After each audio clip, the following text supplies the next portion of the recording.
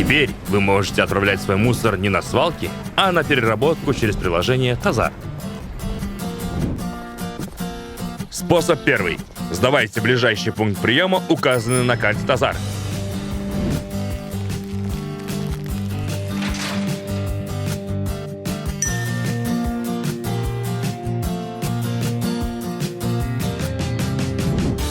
Способ второй.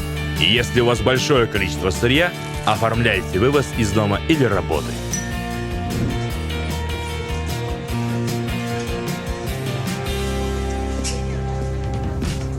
Для этого скачивайте приложение Тазар и следуйте инструкции по сортировке. За каждый килограмм сырья вам начисляются баллы, которые можно обменять на товары или услуги от партнеров Тазар. Скачивайте приложение, сортируйте и сдавайте с Тазар.